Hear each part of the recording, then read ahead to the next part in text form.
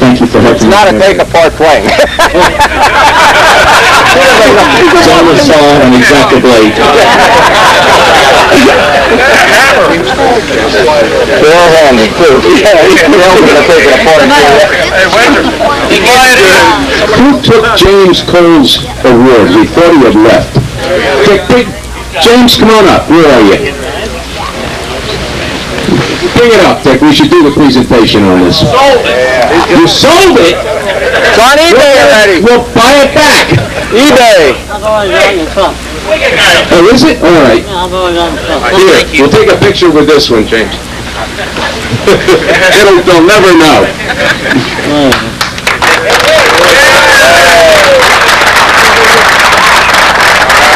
Cool, we got it.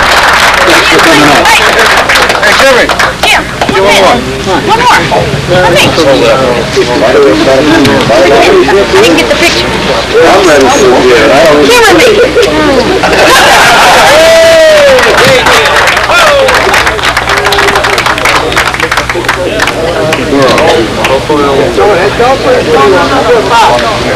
Football skill third, John Vilna. Did it again.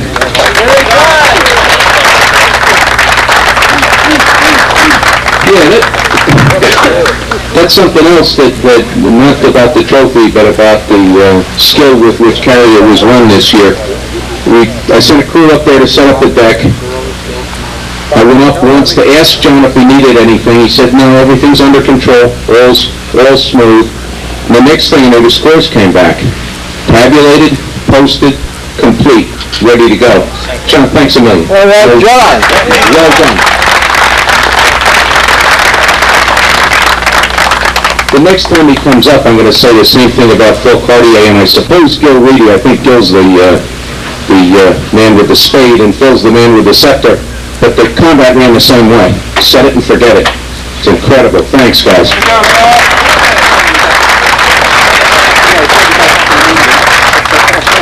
Profile scale second, Mary. Come on, Al. Let's see if you can carry her again.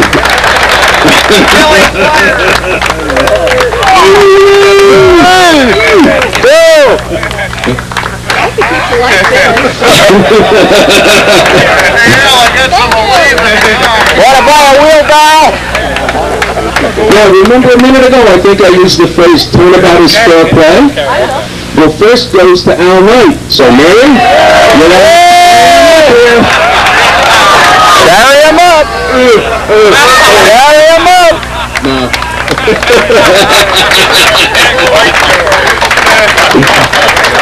Well done.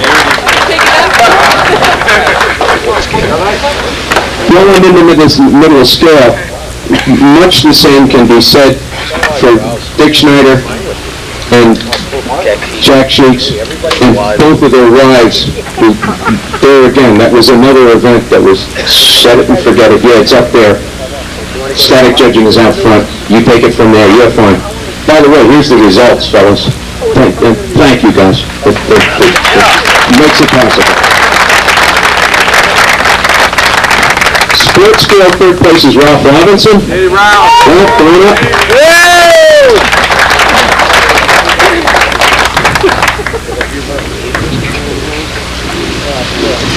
Second is Al Knight, who's going to arrive under his own steam this time.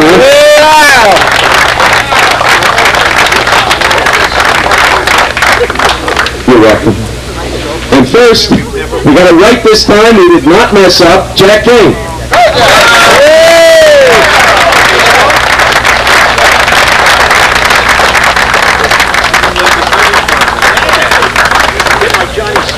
Get the wrong picture here.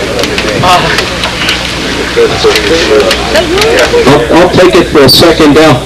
I would ask that somebody take Andy Patterson's camera for a second. Who wants to take pictures of this? Let's see what's the... Yes, grab Andy's camera so you can get some pictures. Andy, come on up. Or Gina will. Gina will do it, Andy. That's perfect.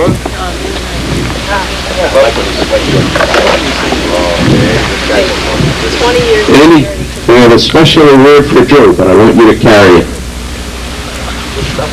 Joe turned 6, about 6 months ago. We tried to get him to fly a control on when he was 4, and he actually made about 10 to 15 laps unassisted with a baby Skyway. Unfortunately, I messed up and started a fast combat plane right after that, and it scared him. So he didn't have control on it anymore until he heard I was running Brodak. So we built him a Skymaster real fast. Afromaster. On Wednesday, he drew on his third flight solo. And then the very next day, he competed. And Brodak, we're giving him a Brodak kit of a buster, full-size buster, for him to use for his next airplane.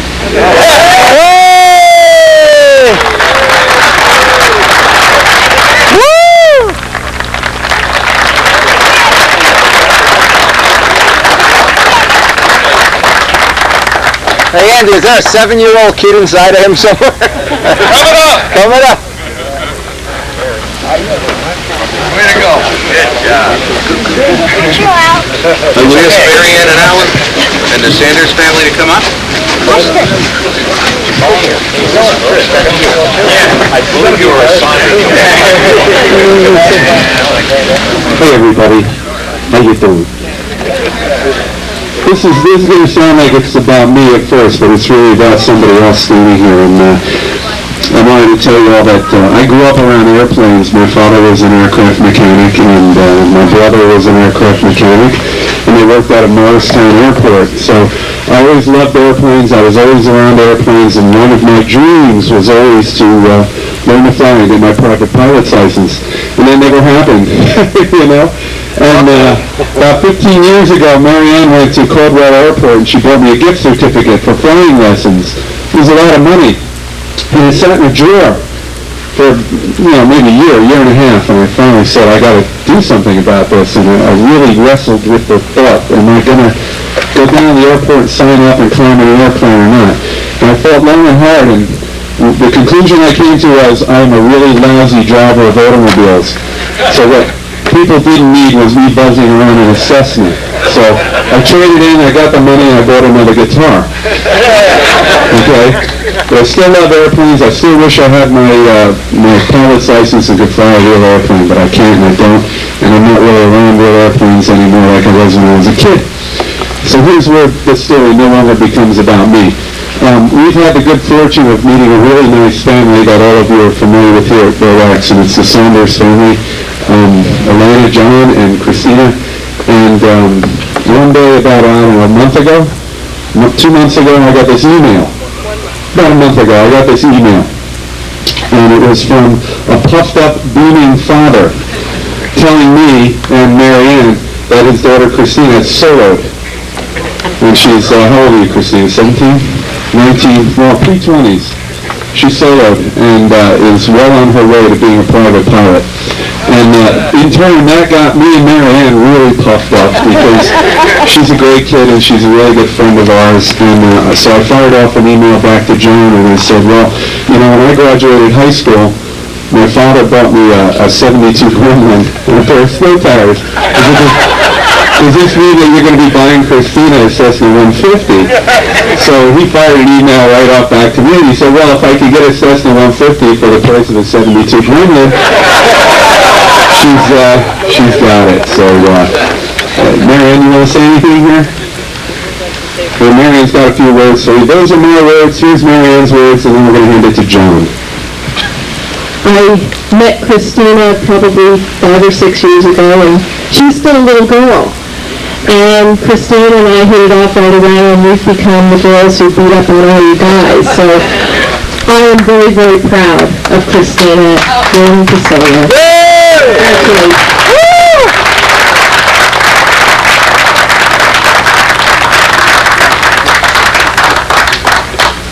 Thank you. Basically, you're part of our extended family, and I'm very proud of Christina. And there's lots of you guys out there that are pilots. And you know that the most significant part of your pilot training was probably when you soloed. So we have a little certificate here, so Christina will remember this. Just want to present it to her as part of our extended family about her solo flight. Thank you. All right, Christina.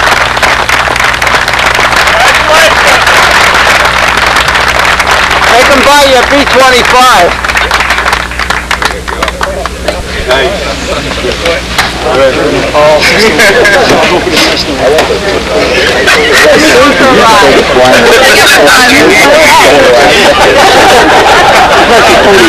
anyone has a cell phone, we need a 911 code place that seems that my partner has kidnapped Prudence and placed her in his car. He's trying to take her home. And I think that since Jack Weston's true love was Prudence, we have to put a stop to this.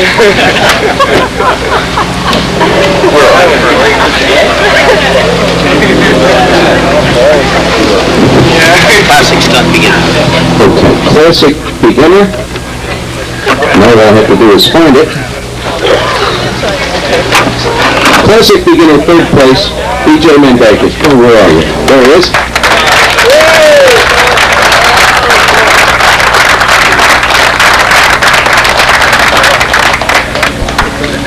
Second is Joe Granish.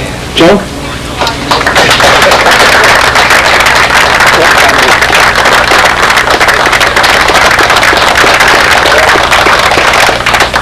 First is Ron King.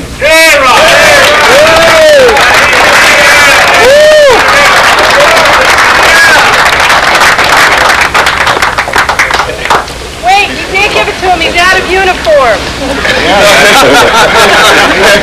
He's the other uniform. Thank you. Classic intermediate third is Doug Benedetti.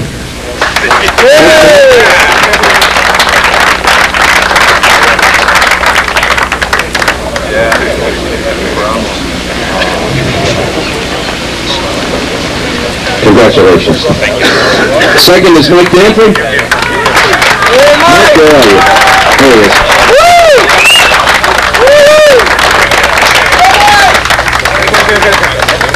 Yes, sir. First is Jim DeYoung. Jim? Hey, Jim! Woo! All right, Jim!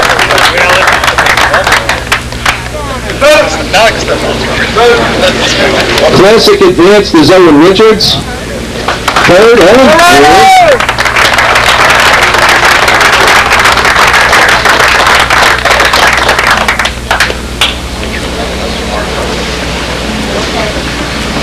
Second is James Cole. Jim, come up, please. Hey, Jim! Woo!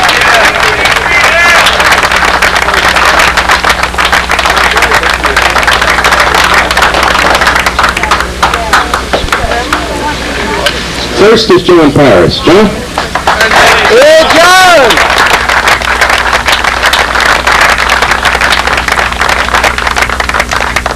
Michigan rules! First time in a long time he's been around to accept it. Classic expert third is John Simpson. I know he's Alabama bound at this point. Second is Jerry Phelps. Jerry? Hey, Jerry!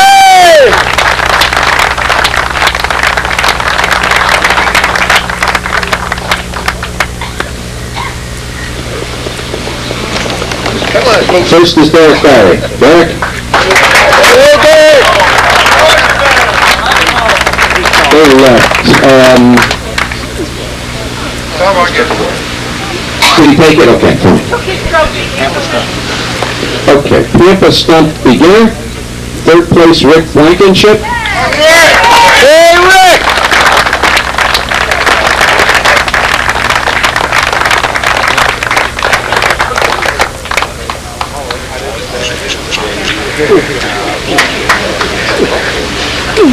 Second is Bill Lumley. Go, Bill!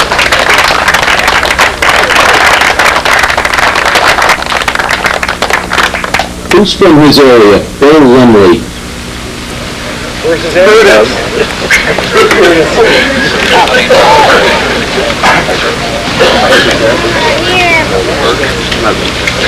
First is Jonathan DeYoung. Hey! Woo!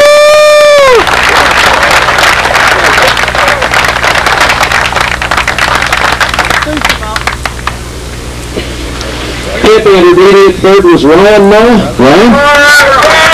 Hey, Ryan!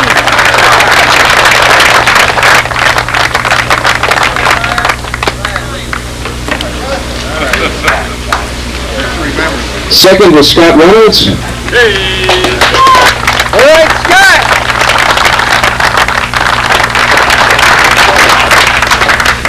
The buzzers rule. First was Jim DeYoung. Hey, Jim.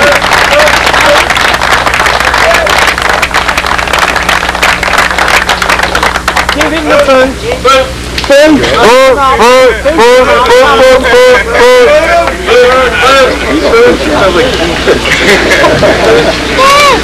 One more year, Jim. Third was, in advance, was Jim Harris. Jim?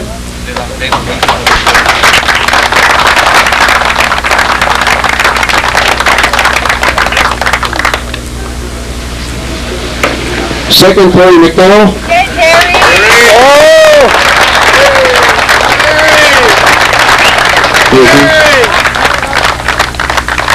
Tell him what happened when you fell asleep, Terry. I don't tell it. I see it on the video. It's on the video. Hey, you don't mean the Wendy Rudnowski embarrass-o-matic video, do you? I see. We covered him with toilet paper. When he woke up, he was on money. We do it with culture and With power. class. What a Sean and McDowell. what a serene guy. Wendy would say you can't make up these things. No. Tampa advance first, Roy Trantham.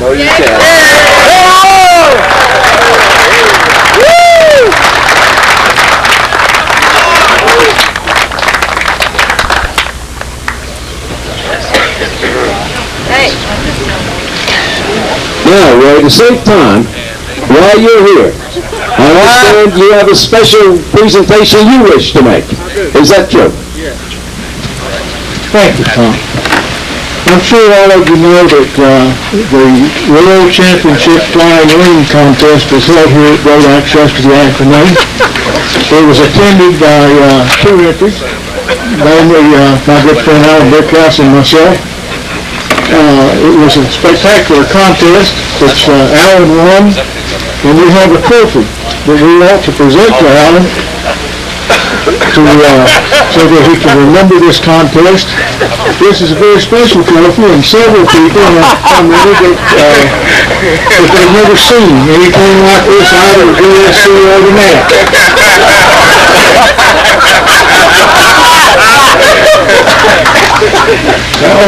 If we can get Tom loose from the trophy,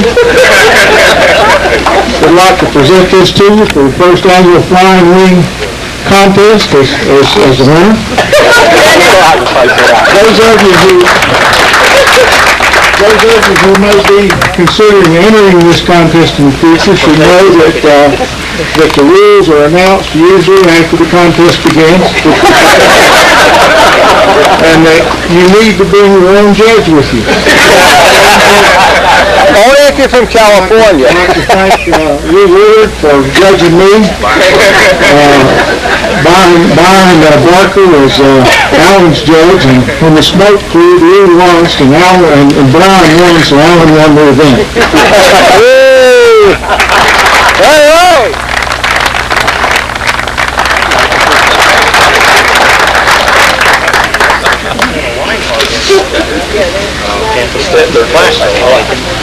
Tampa stunt expert. Third was Derek Barry, but it's on its way to Georgia. Second is Dave Brodak.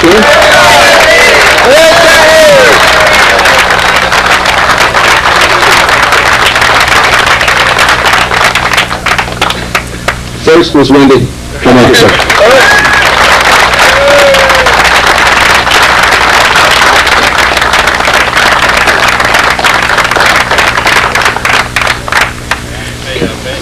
That little 7-year-old kid again.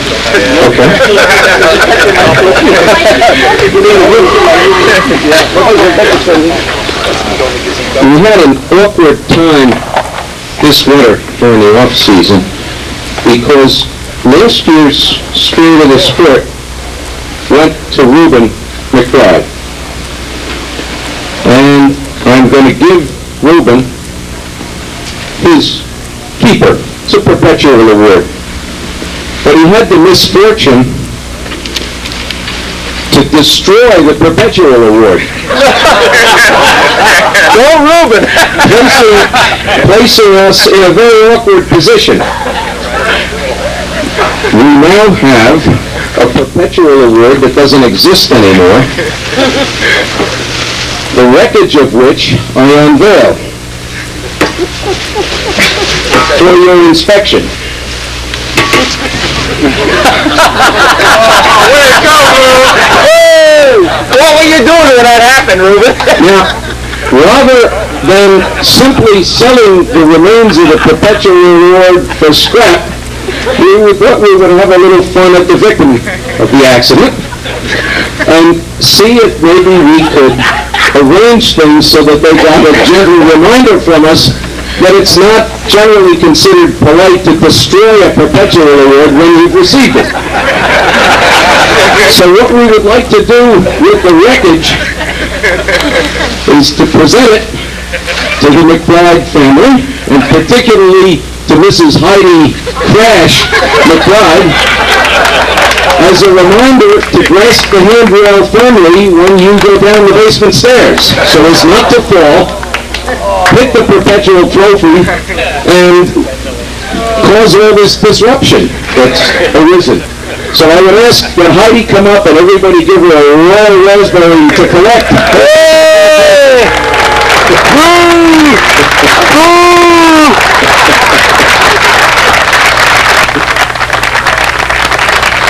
We didn't purchase this with the idea of making a hat size out of it, but does it fit? How does it look?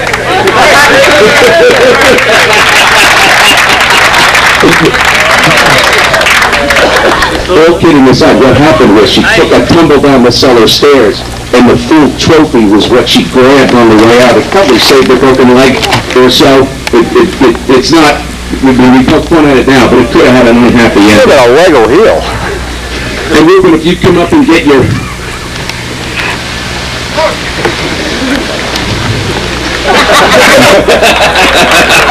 He's going to have to explain this. Thank heaven I won't.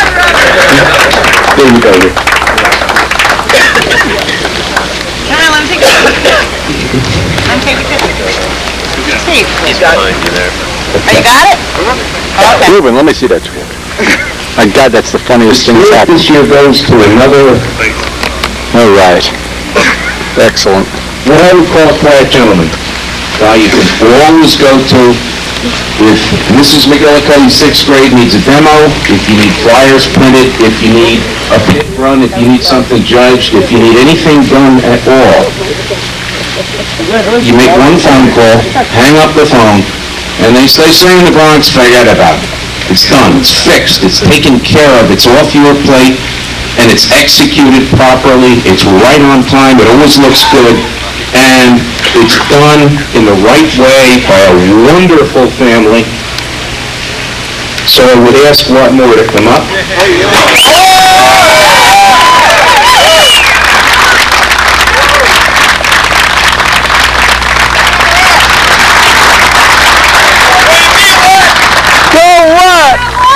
What? Yay!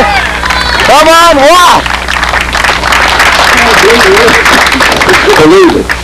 But it's really not what we want to look at. We'd really like to have another look at Miss Olivia, wouldn't we? I mean, when it comes to cute, Watt and me don't quite cut it now, do we? Alan, well, he's good, but he's not up to par. So I would ask Olivia and Gina to come up so we can get a family photo out of this. Yes, and Mrs., absolutely. She's here. I didn't know it. Come on, Gina! Big hug!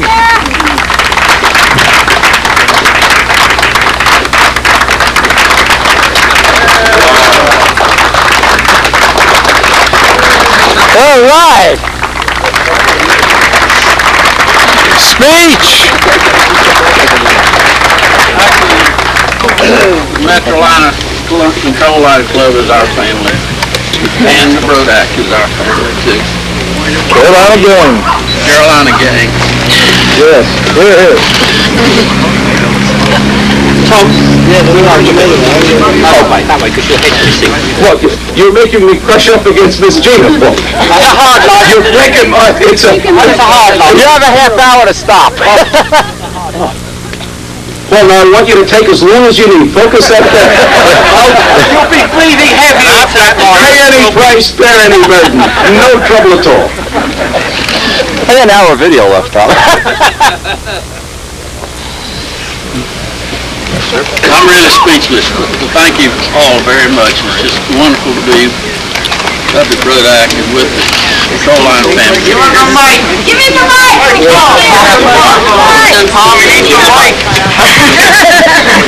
I'm really not a speech maker at all. I let other people do that, but it's really a pleasure to be part of the Control Line family and the Brodak and across the country. You're always welcome to come down to the North Carolina area during our contest. We always like to come up here. And we're going to take a few trophies home with us today, too, just like some of the others. You want to say something? You want to say something? Thank you very much. All right, what? Woo! Hold it right there, What?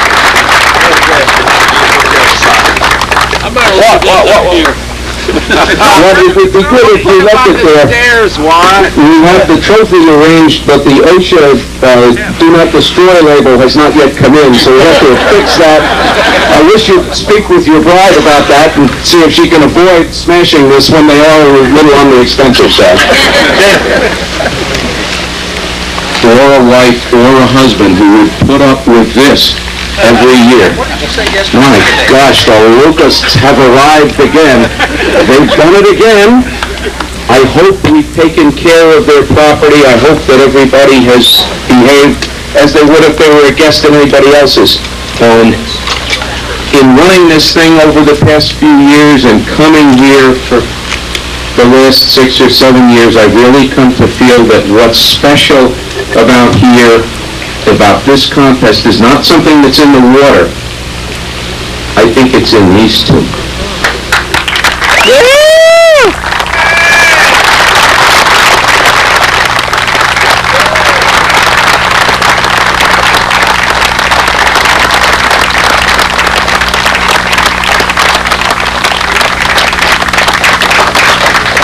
You guys messed up. Some of you were sitting down.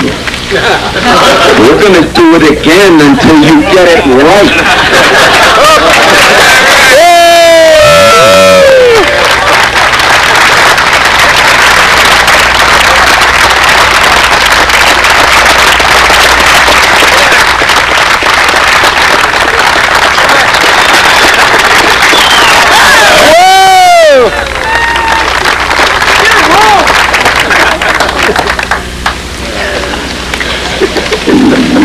I'd give it about only a 6 for enthusiasm. It was a little paltry, but in the interest of time, I'll turn it over to John, and then we'll hear from the chief.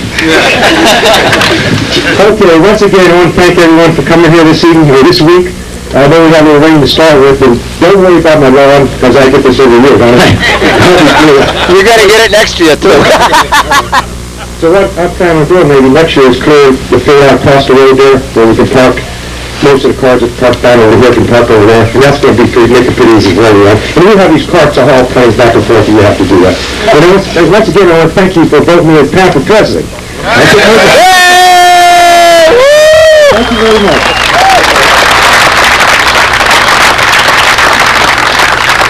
I want to thank all of you for coming too. We really do enjoy it. I want to thank all the girls, the ladies that helped me with the, it's not a banquet, it's a picnic. Maxine Keith, I think she left. Yes. She was chicken roast. My daughter Jackie, she's vegetables, yeah, she's a runner. Mary Phil, she's bored. Whoa, Mary! Get it? Whoa. My daughter Missy, she's fruit. Sam Taylor's baked beans. Heidi McBride, we got her in pasta because I don't think you could break pasta. Oh, Heidi! Oh! She is chicken breast. Elaine Hookins, she's dipped.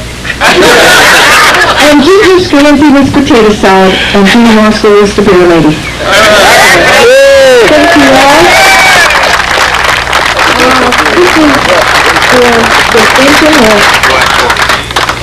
Okay, we just put this is 50-50? Okay, for all of you that donated to, this is for the team. We picked it out 50-50. Do you know how much money, Sandy? Well, $76, so Half is 76. No, the whole thing's 76. 76. Okay. Robert Perkins. Oh! The winner. Oh! Where is he?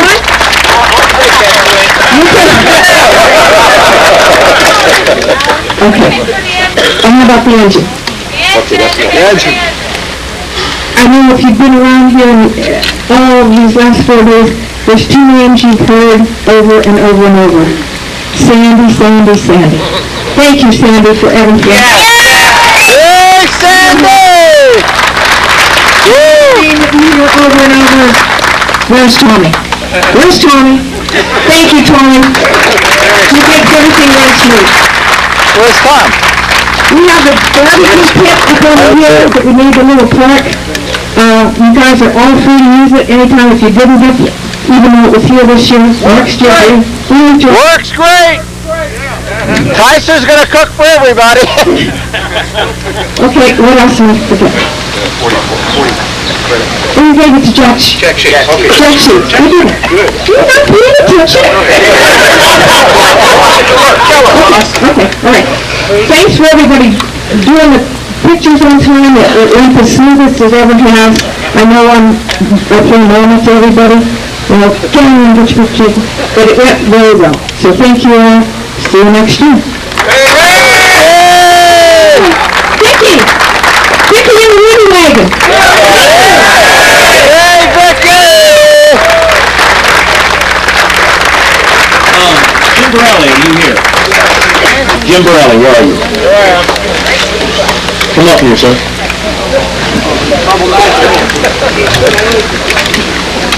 You've accomplished something, I believe it's making to the age of what today? 57. 57. Happy birthday To you. Happy birthday to you. Happy birthday, dear Jimmy. Happy birthday to you. Hey! All right, Jimmy. Put him up. Thank you. Drive home safely. Thank you guys very much. Thanks to Alan. Last announcement is the Philly guys will further extend the annual lunacy with a mass fly. I don't know when C. Bob Zambelli, he's going to organize it. He's got some kind of safety rules that he's working with. At what time? Around 5, but C. Bob, I don't think there's entry blanks, but he's in charge, C. Bob. One of the things a lot of people in the United States, of course, don't ever get to see much of is how the European models come apart. And Paul's going to show us how he makes his take-apart plane. That may not stay there, Joe. So once the plane's on it, it'll... Yeah, once you put some tools or something on it, put the sweeper on it. Leave that there. Let me go and get something. There you go. Again, we're going to see how it breaks down and comes apart for transportation purposes. I've never seen anybody take it apart. You're about to find out. I don't take mine apart. Once I'm done bolting it together, it's done. Over here. Yo, behind you. We're not doing the hours. It's not light enough. Not enough light. It's hard to see the light. It's interesting because not a lot of Americans make take-apart planes. Paul Walker does, I do. And it's a learned skill. You just see how other people do it and copy it. Basically, that's what I did. Yeah, well, I'm overwhelmed by your B-26 flight. I ain't taking it apart. But explain as you do the first Yeah, step. wait, Step 1. step by step. Oh, you haven't started. Leave 2 minutes until people come out. Interpreter. Who's the interpreter? We need Gail. Where's Gail? Gail's here. Yeah, where's the Gail, when you interpreter? need her. I tell you, I can't believe this is take-apart.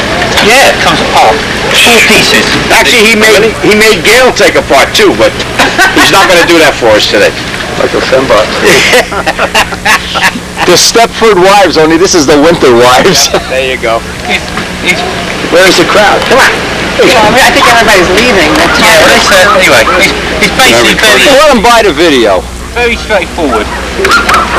One bolt in the top to secure the top. That doesn't come out, by the way. That stays in there. It just stays loose? Yes. Captive screw. And there's 4 in the bottom. And these are the ones that go through the gas tank if you get them. Well, you're getting shorter now. You're getting shorter. 1. They don't let you live, huh, Paul? Nice. Here you are, you give them an $8,000 paint job and they don't let you live. Oh, this one don't want to come out. So again, put another long one in there. No, this is a long one. Is that supposed to be long? Yep. Oh, okay. You're cruel, Bobby. Well, I wanted You're to cruel. go through the gas tank on the left side. We went through on the right Yeah, side. but boy, what a landing. What a... And I have that on video, you know. I got that whole thing. First stunt aeroplane. Flag around the flagpole. PRL landing. Make sure we get a copy because the guys at home won't believe it happened. Oh, don't worry, don't worry. You may be the first to get a DVD copy. Excellent. Ooh, hey. Of course, Paul won't be able to play it. He'll have to buy a recorder. It'll be a $700 tape. One interesting thing, good tip, is when you've got to take apart, get a bit of heat shrink, put it on your Allen key so it doesn't scratch your plane round where when you disappear into the depths. It turns over and it literally just goes, a little wiggle, a lot of wiggle actually. You just pop the push rod out and that's it. If you want to pass it around, be my guest. So the push rod came out on its own? Yeah, no, the push rod, I'll show you. Well, let's see how that works. It The just push rod stays... goes into a T section or an L section. So when it's in place, Hold it steady, hold it jump steady. out. it's locked against. Okay, there's no keeper on it or No, anything. no keeper. It doesn't need a keeper. But once it's in there, the plywood holds it. Yeah, plywood holds it in place, and there's a 64th edging on the plywood. Let's see that kid. Where? Interesting. Pardon? Where? No, because as it's this way, when it's in flight, it's pushed against Oh, okay. So it doesn't actually touch this at all. It's, All right. it's pushed against the elevator horn. And according to our experience and learnings, there's a hole in there that's about a 1/16 of an inch bigger than the hole here, so you get your slop. You got a little slop, okay. That's one bit. The undercarriage comes out the same way as Windy's does his undercarriage, basically with the undercarriage blocks and this. And this is just a piece of plywood. You hold the bell crank in here. Is this the bell crank? Yeah. This is the bell crank. This? main. How is that? There's some The wire pivot. nuts under that. The rest is Yeah, I'm looking. It's okay. This is the plywood. Yeah. And this is just glued to the bottom of the wing? And this is your adjustment. You have like a Tom Morris. No, that's fixed. That never gets adjusted. It's Okay. just I've got a ball link on it. I got you. Okay. The idea of this is you've got your bell crank pin there, and then that locks this inside the fuselage. Oh, okay. So it can't rattle around. Well, it's not, because the big 4 strokes, as they fire every other stroke, they don't Yeah, fire, they're doing this. They do this. And what happens is, from experience, it cuts through the wing there. And this has got You got double glass This or has got ellipticals and double glass here, and it's all glass, this wing. It's got a sheet of 0.6 all over, and it just locks it into the fuselage there, and there's your pin Okay. that goes into there. This over a second. Yeah, turn it over. So that's permanently attached to the wing, that bottom Yeah, that's fuselage permanently piece. attached, Okay, yeah. Yeah. that's what I didn't see. Yeah, that's permanently attached. And the tail fin and tail plane, just a very gentle wiggle, and you've got your bolt at the back. And again, that's supposed to stay in there, but it doesn't. And the Hold that tail, up again, would you, Paul, please? There, young fella. and the other good thing it does, it allows you to get to the back elevator. adjustment, okay. You got an adjustment up and down. and then tail plane. Now I do this tail plane, there's 2 ways you could do these tail planes. Some people have 3 bolts down the centre. I have 2 at the front and 2 shorter ones down the centre. Down the centre. I think it's overkill, but we see what happens when the tail plane breaks or comes apart. What you don't want to have is 3 down the middle. You want offset, Yeah, offset, offset, yeah. like a triangle. That's how the bombers are all built like that, pretty much the same. To stop this crashing down, there's carbon tube in there. Okay. And when he gives you your bell cranks, he gives these lovely little top hats. And they just... But a little, they fit right on 632 screws, yeah. Yeah, they fit straight in there, and you can crush this down as tight as you can. Right. And, you know, and in the centre there's just a block of 3/8 wood. Okay. Did you ever have them loosen up? Yes, you have to check them every 5-6 flights. Paul, I think in Paul... I've never checked mine at all. Walker's thing, he uses dowels. And Yeah, I have. That's what's in the bomber, dowels. Dowels, okay. Well, And the tail... Oh, and the push rod stays permanently attached to that, huh? No, you could take it off. no, the tail... Very delicately. The push rod comes out, and that's just held on with a nut and bolt. Okay, your typical ball link. So what's good about this, Bobby, is you can get in and adjust things, lubricate things.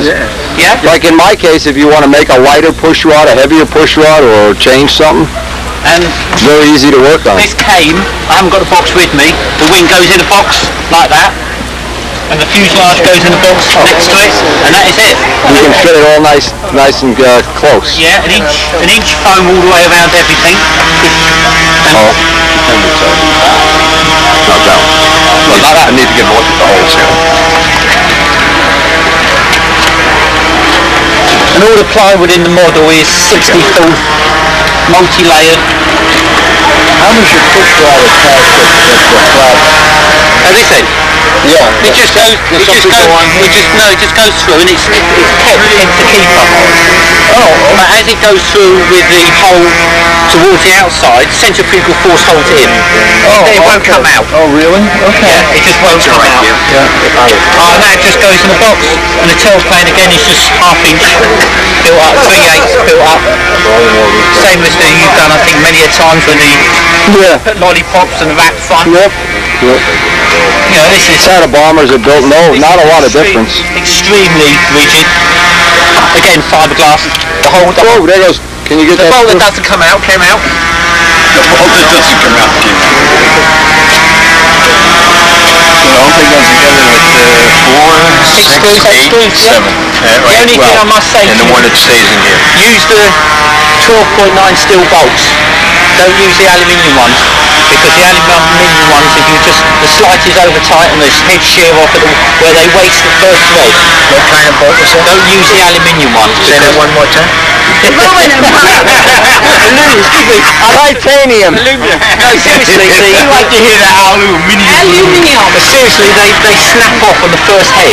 And never try to put your motor in with aluminum bolts. There's another hot And tip. you only know about it is when you go up and your wing goes forward. Was our service guy?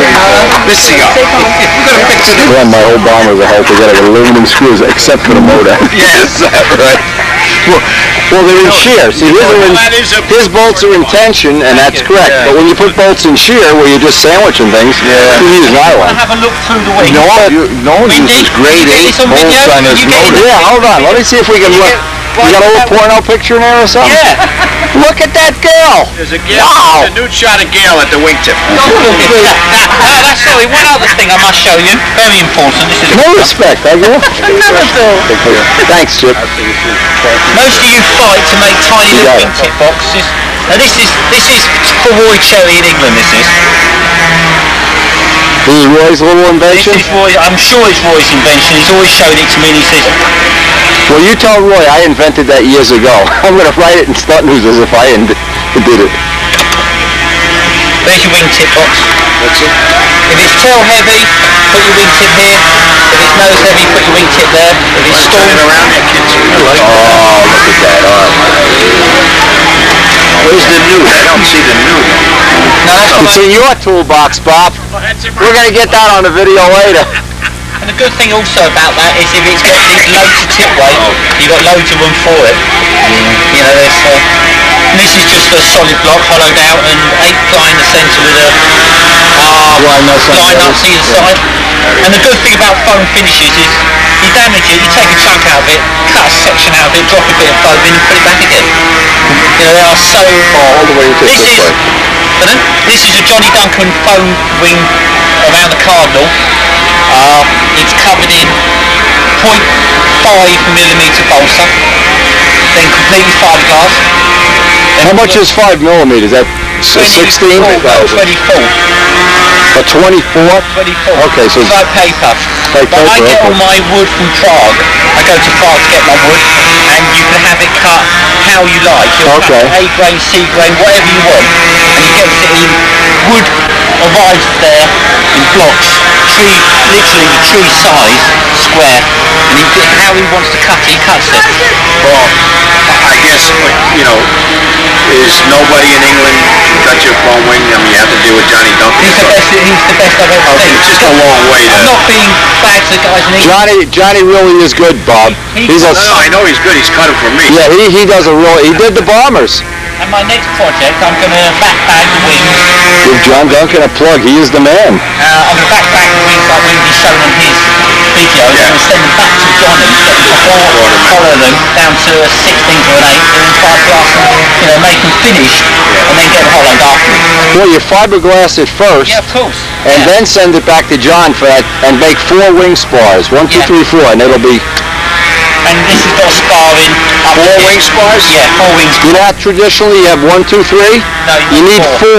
Oh, you mean where they leave the foam in? Right, and you do it with 4, and the panels are way under 3 ounces glassed. But they're still foaming? They're foam, they're glass bolts of foam, but the finish is already on them at 3 ounces. This wing finished, I think it's about 13.5 ounces. Yeah, that's a light wing. I picked that up. That's a 770 square inch wing. And the nice thing is, Bob, like in your case, there's no sanding through. No, you can't sand through this.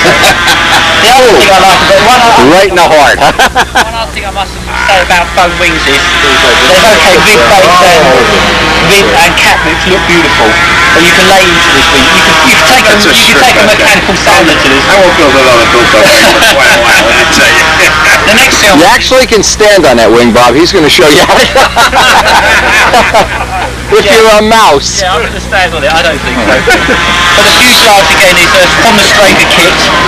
It's the width. There's 4 formers, 1, 2, 3, 4. There's a former here that's on the rear wings you mounting. And the ladder section at the front end, again basically same as Windy's, takes the rear section of the model. Well, let me see the front part. Like that. I'll even include you in this shot. Did you glass the nose on that, The whole Paul? thing's glass. The whole model, the whole fuselage is glass. You glassed the whole thing? Half ounce cloth? If you could put on with 2-pack epoxy, if you get it on right, You guys are heading back to take off virtually all you put on, so absolutely bone dry. Oh, that's right, and you're and then flying out literally first. wipe it again. That's your finish. It's just so smooth afterwards. It's a good base for any finish, even a Brodak dope finish. Anything finish you want is a good base for it. And it's so easy to work with, it's rock hard, it doesn't go off, it doesn't dent. This surface is hard. You get some finishes. I dropped my sunglasses on it before just You to see. put the camera on it, if I remember once before. Yep. Yeah. The only thing I don't do with aeroplanes is leave them in the sun too long. Yeah. They don't like it.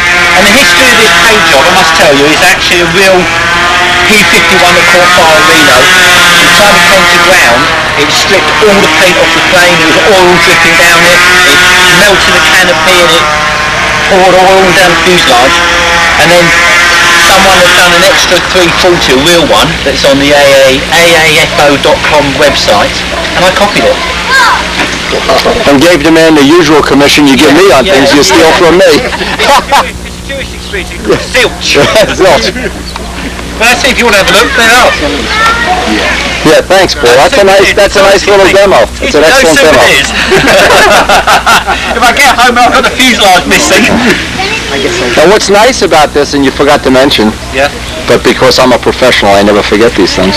If you crash a model, and there's no damage, say, to the wing or the tail, you really only have to make a wing or a tail, or in this case, if you wanted to make a built-up wing and a foam wing, and see which Bob would make both, and they'd both be heavy, You you can tell know. these people what I did the first day I was here.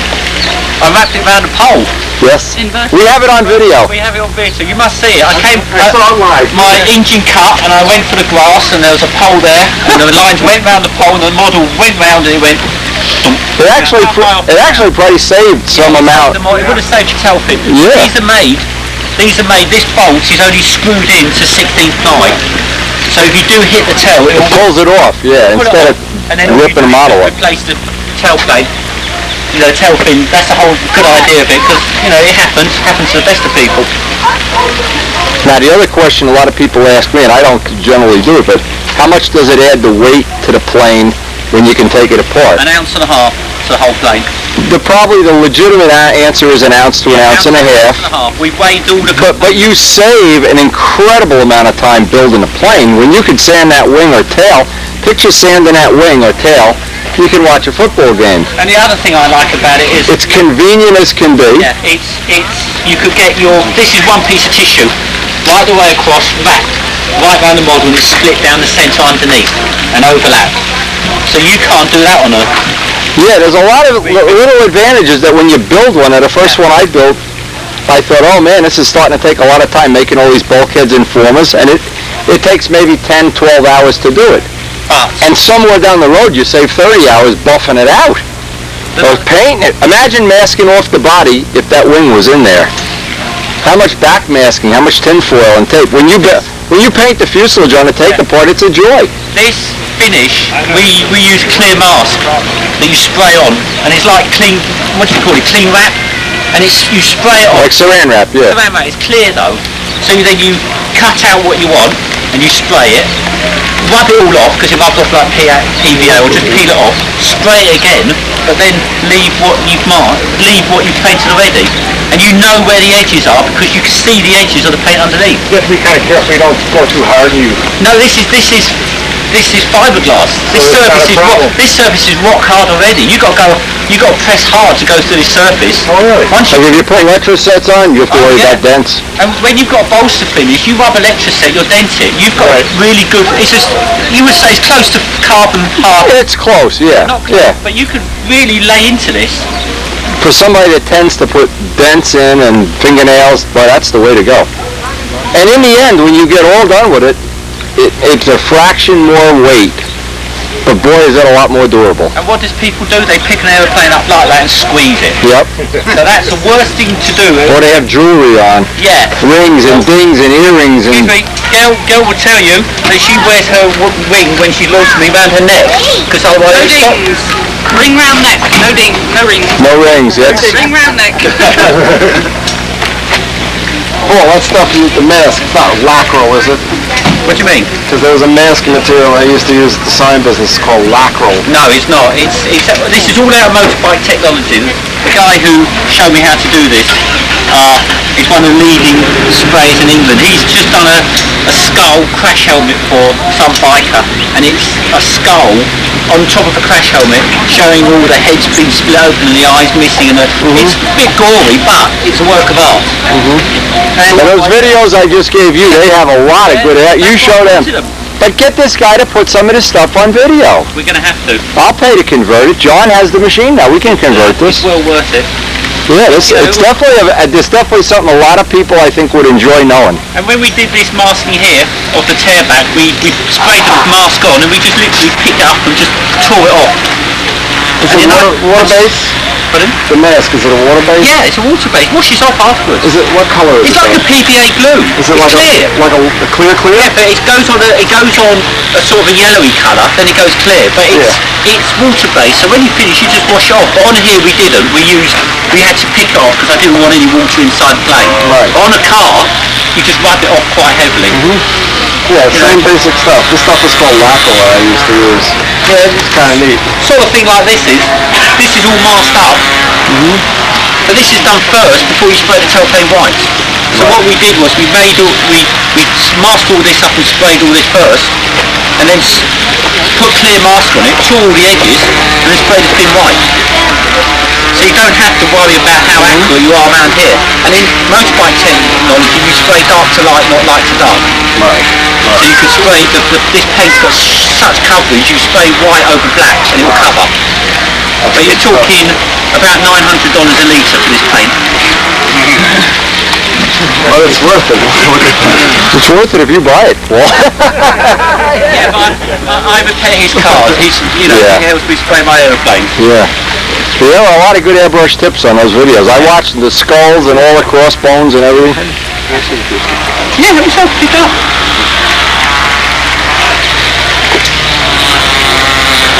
Tell them about the thing of floating the lacquer on there. I like that idea. I'm going to give that a try myself. The lacquer on this is not sprayed. It's actually floated on in the bath, and we set it on a stand that I made. I had to make a special stand to mount this, and you mask off the area like you make a bath, and you pour the lacquer on at about 85 to 90 degrees centigrade. The temperature's critical. You just move it around like you're basing it. Like decoupage, kind of like decoupage. Move it around, and when I must admit, my friend Keith sprayed the lacquer on. I didn't lacquer it. I did most of the graphic. And when he's happy with it, he sprays an additive on it and goes rock hard. And it's absolutely rock hard. If you get it wrong, that's it. You can't do anything with it. You can't cut it back. And then you wax it. You don't polish it. Yeah? And that's how it comes. But this is 35 years of experience doing this. You know, it's anyone who, if you spend that long doing it, if you don't get it right by then, you're doing something wrong. Great, I'll be 125 when I win the contest. That'll work. Now, if anybody doesn't know this either, if you think this stuff that he's talking about, they use it in motorcycles, they use it in a lot of things. But one of the things, go right now and smell it. Put your nose up by the finish. How old is that finish? 2-3 months. Okay, you can still smell it. I could smell it over here. Yeah. And that's typical of that kind of material. You'll smell it for a year. That's not objectionable. Once it goes to hard, it'll have that. I used to paint motorcycles. That's how I know. Toxic stuff, right? Yeah, highly toxic. Oh, you don't dare even think about doing this in your house. Huge spray shop. He's got a bank of spray guns from about there to there, about 120, and then micro small. They're about that long. They've got little, I would say about 12 gauge pipe off them, and everyone's got a different colouring. And you take it and you pull it out the wall, it's got a lead on it, and you spray like that. And his guns, you pull a hair out, put it on your finger, and you'll spray down the hair, take the hair away, there's no overspray. And that's how they are, but you're talking about $45,000 to $50,000 worth of equipment. So that's why he charges, if this was a stranger, you'd be looking at about $5,000 minimum. You found the right guy. Yeah, well but he can't get a good mechanic. And that's why he came to me. But the other thing with this is they do it in a controlled environment. There's no dust. It's in a booth. You wear head to foot clothing. You do not expose your skin to that material. Excuse me, the walls are sticky. They're sticky, so any overspray sticks to the walls. Right. It's not something for the average, you know. And if it's off and he pulls the walls off, it's like a fly paper. Right. So when he's spraying, there's no overspray, and the fan in the middle doesn't go out the roof. It comes in through the bottom and sprays that way. So as you're spraying, it's spraying the paint away from the and you spray so close. Right, so you don't get it's 6 months of hard work. It's serious material. It's not for and that's not for a guy just starting out. That's for sure. Is it anything like Emron? No, Emron is dead. It's anything that, look, here's the rule. Anything that when you mix part A and part B, or if the word hardener comes in, don't breathe it. Goes through your skin, through your eyeballs, through your nostrils. There's no way your body can ever get rid of it. Right. Period. That's the rule in epoxy. He's been doing it 35 years, and you can tell his knuckles are starting to crack quite badly. He's got bad bruises up his arm, and he wears boots, and he goes over at home at night, and he has to take his medicine because otherwise his lungs. He's got a full hood on, and I had to wear the full hood with 2 air lines, 1 in, 1 out, because you can't breathe the air that comes. You breathe the air in, but as it comes out, you have to have it sucked away. And when you see the guys doing it, even on choppers, you see how they paint head to toe. You never expose your skin to the material, even the overspray. But that'll last for 1,000 years. The end result is super. Yeah. I mean, it's great. This is good, but it's not for the casual. Like, let's just do this in John's garage kind of thing. Oh, you could do, but you wouldn't live to fly it. I want to smell it. Smell it. You can smell it. That's really good. Yeah, that's a solid piece of. Well, that's a good demo. Thank you very much. Thanks, Wendy. Excellent. Now it's going to stay apart. Good demo by Paul Winter, something most Americans, or very few, are familiar with take-apart airplanes. And of course, this is another great time of, there's going to be some demos, the mass fly. They're in the back flying each other's planes again. Want me to sign it? You got it. I'll hold that. Good. I got this. Where do you want me to sign it? They go now, wherever you want to. Good going there, dude.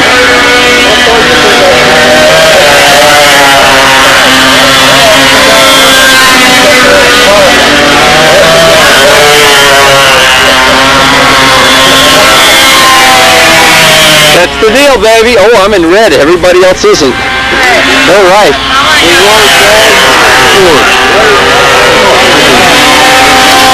Come on, this guy's a Zetron man. He's a Zetron. You're one of the original Zetron guys. Congratulations. All right. No, I mean, all these guys with all this other stuff. Hey, Zetron is still the king. Hey, you know what? Congratulations. Yep. Congratulations. Hey, thank you very much. Take care of this guy. That under your arm again. Yep, you got it. I'm stuck with the... I just want to show this. I got more signatures on this shirt. Good. This is mine. Did you sign it too? Hey, thank you very much. Let's see some of the entertainment. The Entertainment City. The Philly Flyers Entertainment Committee. Doing their buy slot thing just before the mass fly.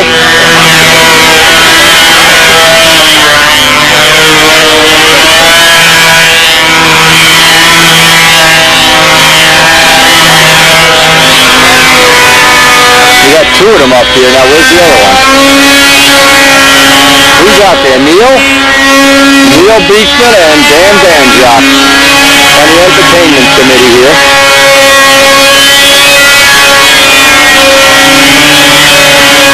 Woo!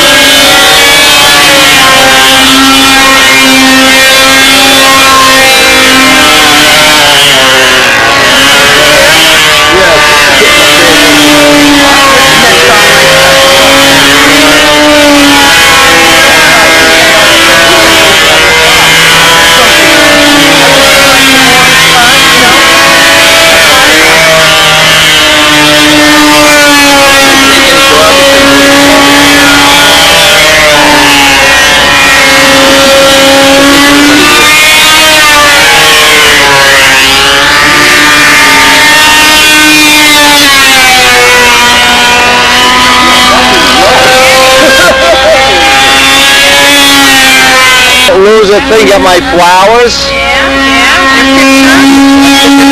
Your award, and then everything. My award, my flowers, my women. Your women too. What else? All I need is my biplane. Oh, there's my biplane. There's my biplane. No, that's Larry. They're going to let me fly it. And this is running very late. We're not going to see the mass fly or the biplane fly, so I hope somebody gets video. Which way does it work? Hey, John, do me a favor. We're going to have to go. Get somebody to videotape this. Send me a copy of the video. I'll plug it onto the end of. Okay. We got to say goodbye to everybody. Look at that go. Oh, my God. Look at this guy. Well, maybe we don't have to stay for this video. Well, what a pussycat that thing is, huh, Bob? It's a 10-stroke. Look at this. Okay, now pull the inner one, see what happens. No, you gotta pull the inner. Pull the inner and it says die. Yeah, I'm sorry we're going to miss the mass fly, but we have to go. We'll take that too. Take it and I'll... I think. Send me the tape so I can plug it in. I left a little bit on the end of this tape. We'll try to get John Brodak's footage of this so you can include it in.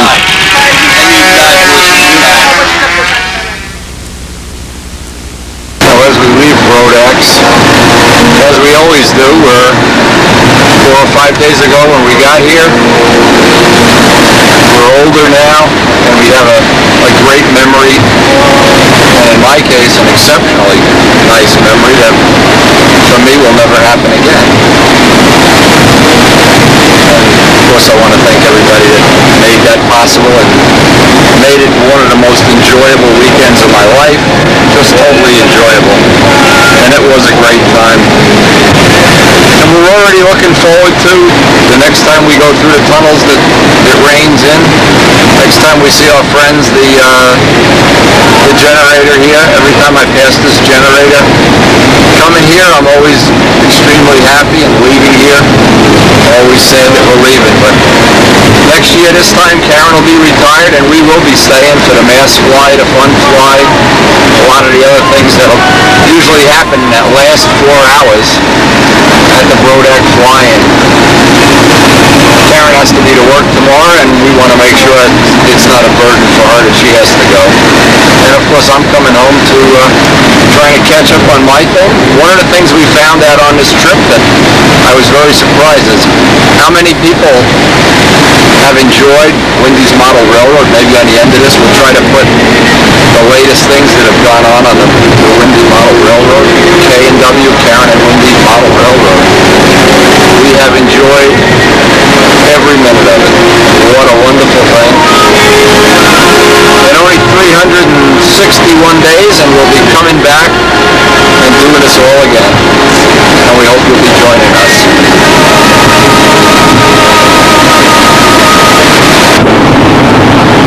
Now you know the tunnels will be raining inside today. They'll be raining tears of joy for Bomber Command. And Bomber Command really has had just an unbelievable 5 days. I'm so glad I have it on video to share with my friends, and I hope you enjoy it. God, I hope you enjoy it. Pennsylvania really is a beautiful place. We really do. We couldn't complain about the ride, but it really is a nice ride, especially in nice weather, especially if it's not raining inside those tunnels. I'm still amazed at those tunnels. Let me do that. Tears of joy for the Bomber Command. Anyway, we were happy to hear that so many people really did enjoy seeing a bomber fly and sharing our experiences and the things we're trying to work on.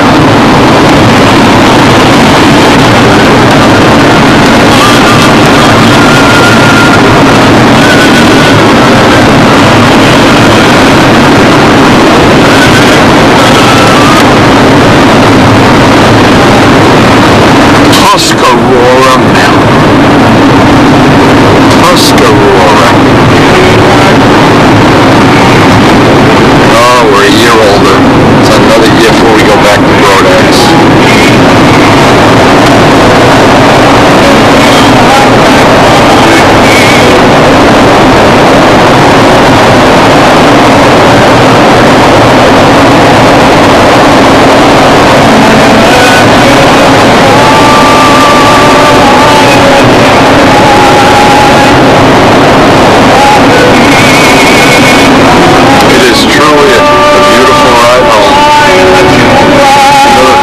Will be in New Jersey.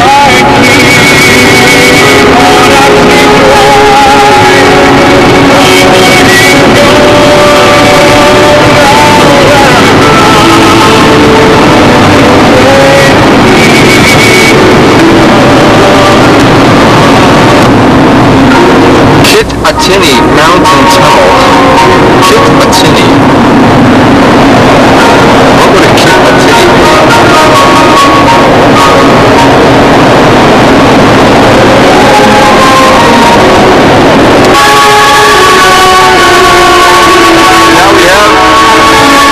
Of the tunnels, the Blue Mountain Tunnel. Oh, there's one more. Love these tunnels. Love these tunnels.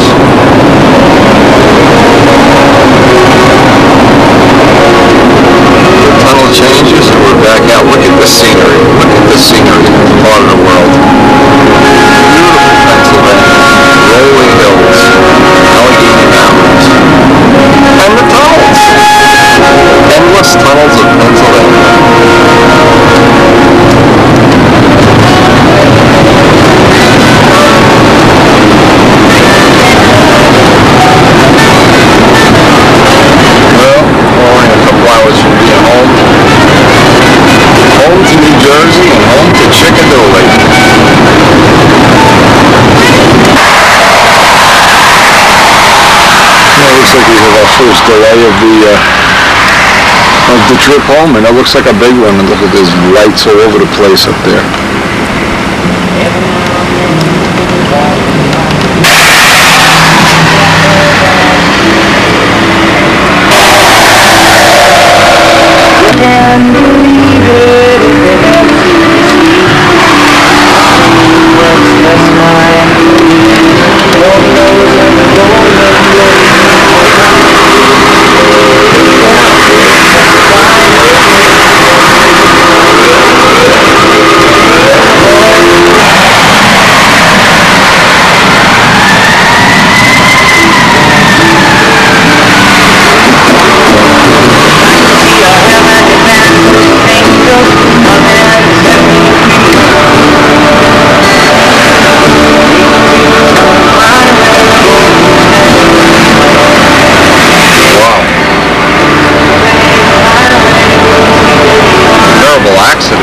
God, it looked like a 20-car pileup or something. Unbelievable way to end the trip. Woo! Be home to the tree-lined streets of Rutherford. Home sweet home.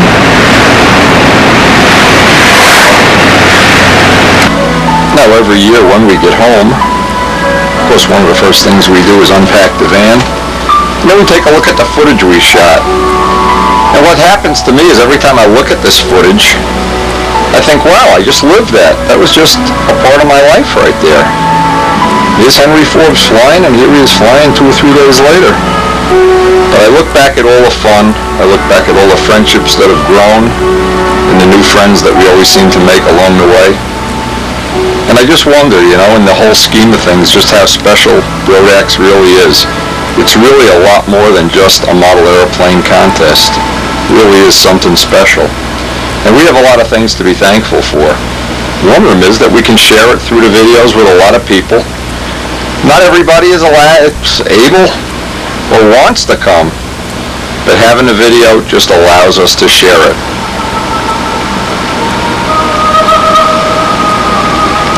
And as you can imagine, every time we get back, there's always a million new things. We have to take about a week to catch up on all our work. And then we're going to get ready for the World Championships. And from that point on, we're going to do the Nationals. So if you've enjoyed these videos, you might want to check those out too.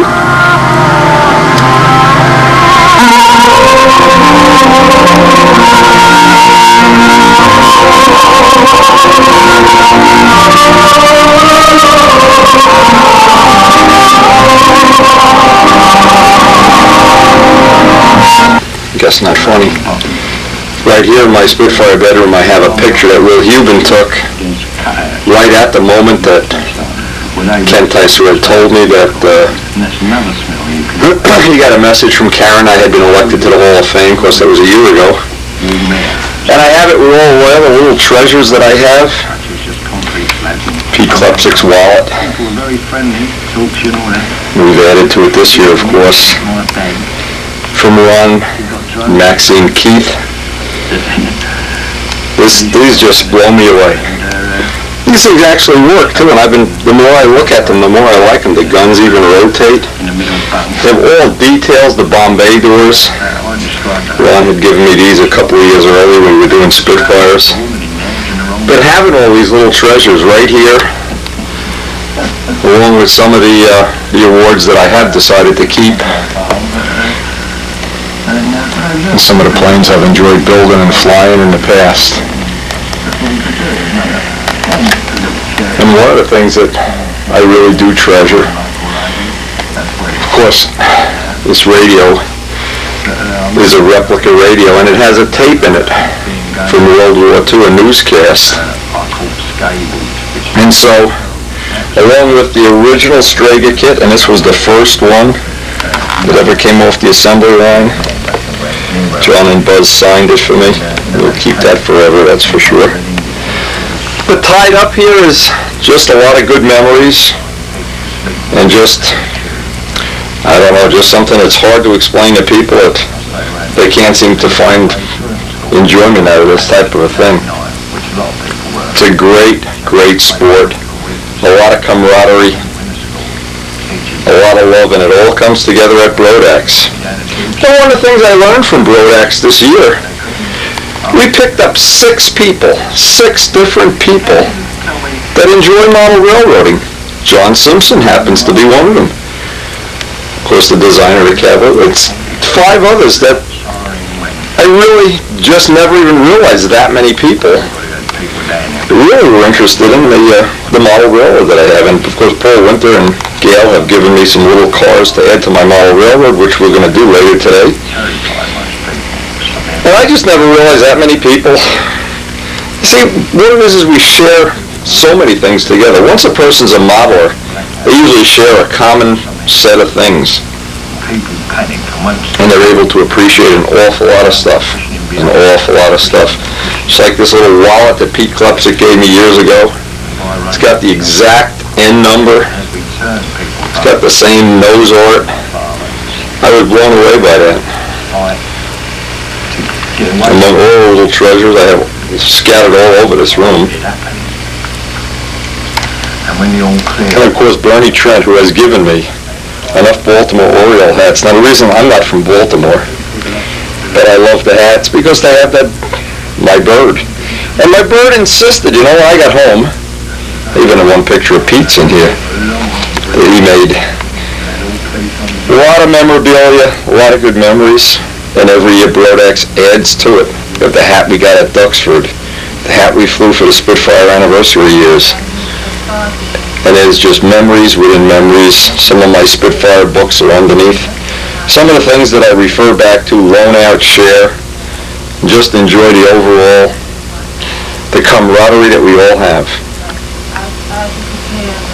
And how many people have actually enjoyed staying in the Spitfire bedroom with all the memorabilia and playing the radio and just enjoying some of the things that we all seem to share, including the model railroad, which is right in the next room.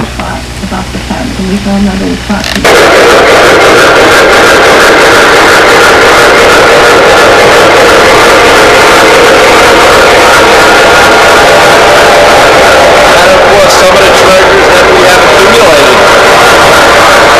We have Ed Cotton's scale plane. We have George Aldrich in scale. Ed Cotton's extremely detailed scale model. We have Ed Cotton out on the other end of the field. We have a scoreboard where we have jury rigged all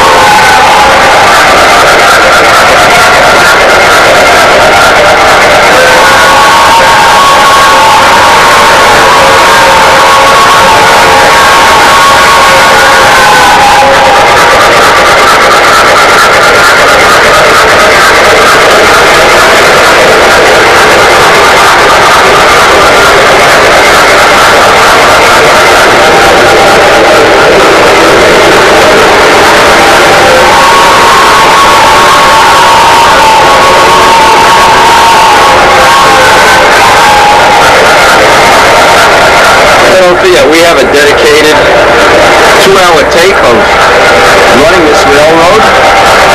With a lot of action sequences and switching action and things like that. Running all of my engines, all of my Costello's Erie steamers, and we add to that constantly. We're constantly adding to the video itself, which is up to 2 hours now. If you like to watch the trains run, don't forget this whole layout is going to ultimately, within the next year, be in classic toy trains as a feature layout.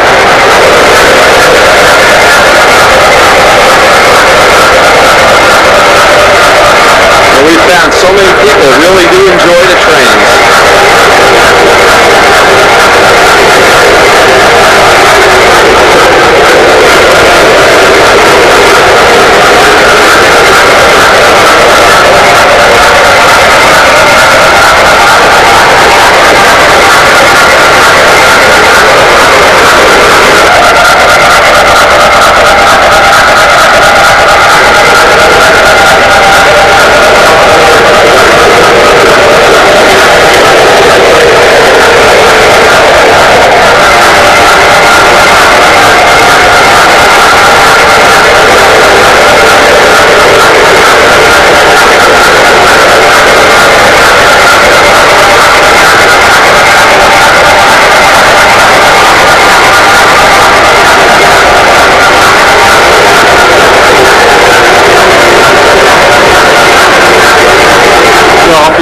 Sharing a few minutes of my handiwork.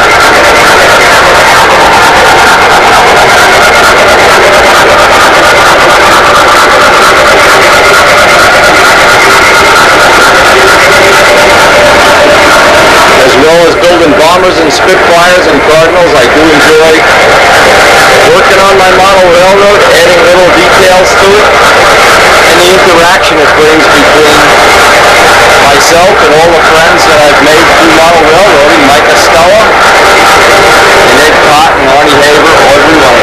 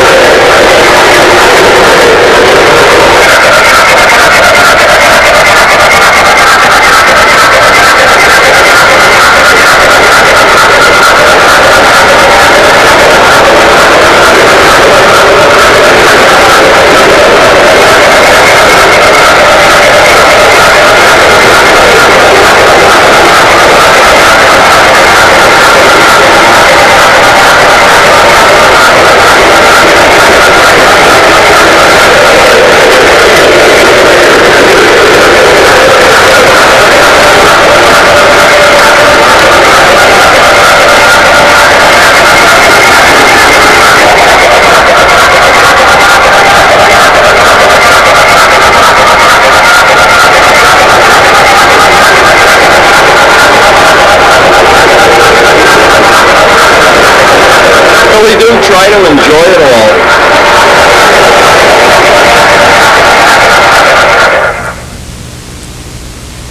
The other things that I really treasure, and I really am a collector of sorts.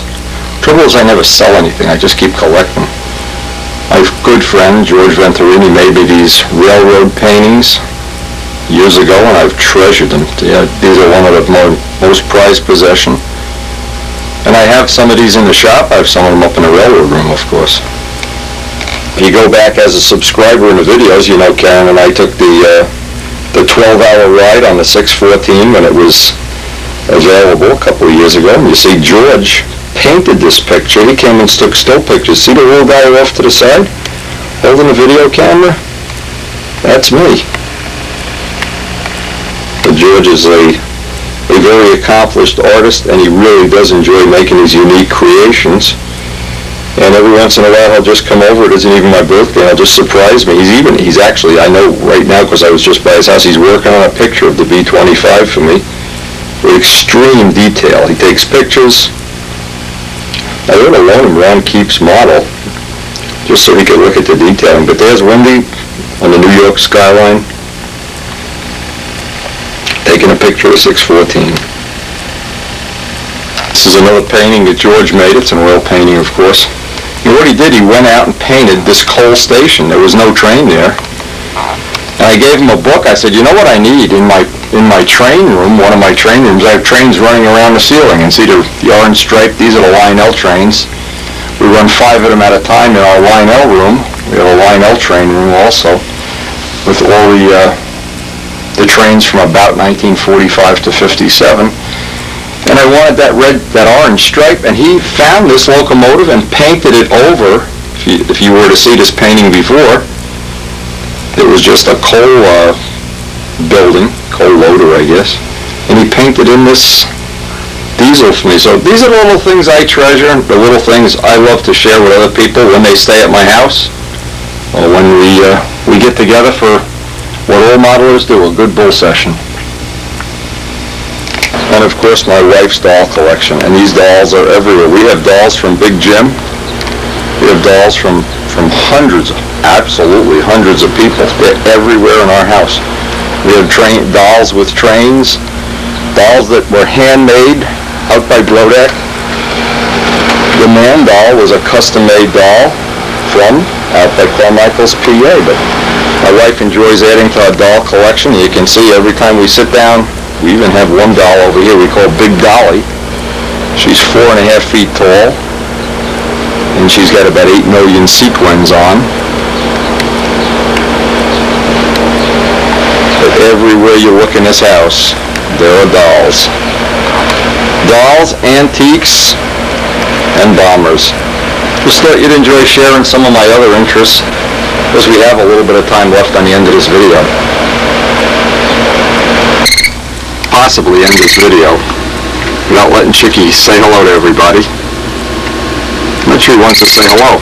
Hey, he is my constant shop companion, sometimes 14 hours a day. And believe me, when I'm gone, he misses. I'm not sure he knows why. But when I got home and I showed him that Hall of Fame award, he said, well, gee, I belong in the Bird Hall of Fame, don't I? But look now, I got to get my ears picked. I belong in the Hall of Fame. I'm a Baltimore Oriole. So put me in the Bird Hall of Fame. So what I decided to do is make Chicky his own little Hall of Fame award. Okay, you're in the Hall of Fame, Bird. Don't get carried away. You're in the Hall of... I'm not sure what you did to deserve this, though. Well, I guess putting up with me is what he did. And it was really 4 years ago, just before Brodak's, that this little feathered friend, and he had no feathers and couldn't fly. He hadn't really fledged yet, and it's a long story, but we adopted him, we nursed him back to health, and he's become every bit a part of our family as well as Kent and Shelley are. Now, I usually have a couple other birds that I babysit for. One of them is Freddie. And Chicky and Freddie have grown to love each other. Well, I don't know if they love each other, but they always are doing something in my shop to make me crazy. Remember when Howard Rush gave me this sign from Boeing for Chicky? And now Chicky is in the Hall of Fame, the Chickadoodle Hall of Fame.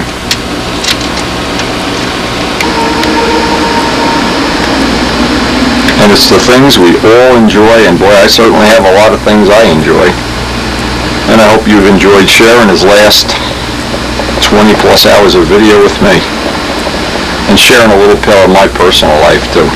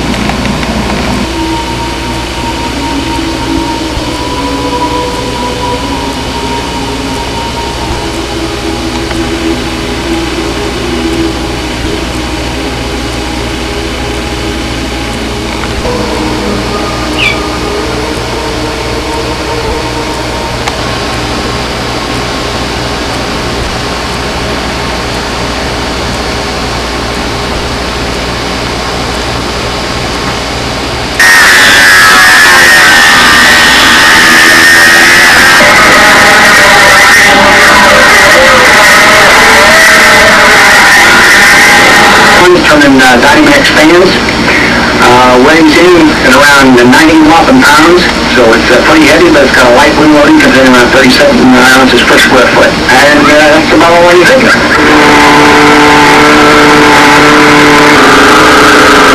So many cool things to enjoy. Just a whole world of interesting things. And I hope you enjoy them all as much as I did. When I saw this the first time, I couldn't believe it. I said, oh, just unbelievable. 90 pounds, can you imagine that? And we saw the real Vulcan when we were in England. Equally as impressive.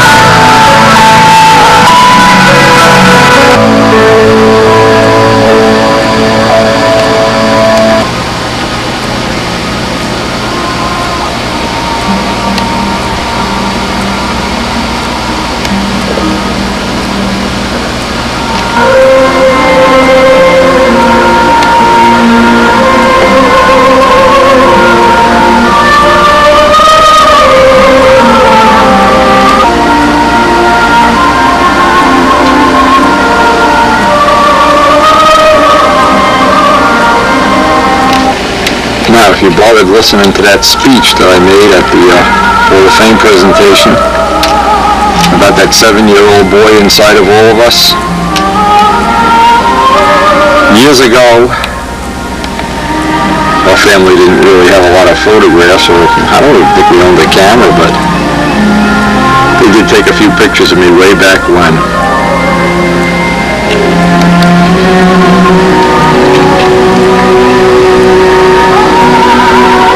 And when they took this picture, and it's a very small picture, I don't think they ever realized that I'd have it for the rest of my life, and that I treasure it as much as I do.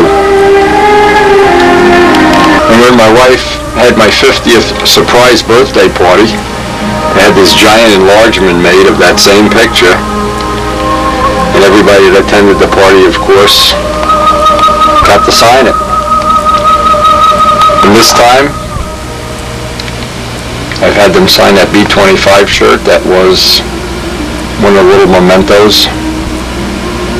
And I will really always remember this Brodak weekend. These 5 days have been 5 very special days in my life.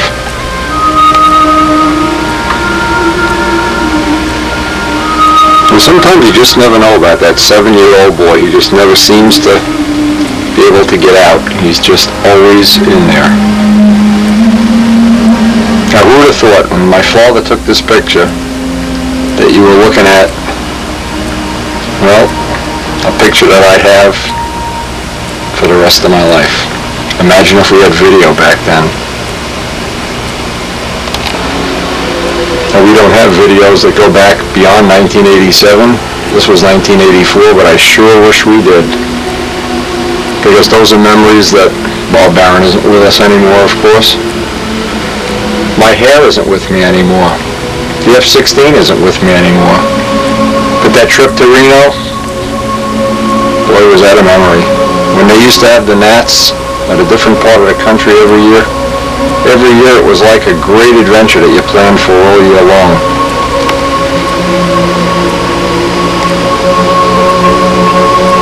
And an adventure really isn't an adventure if you know where you're going.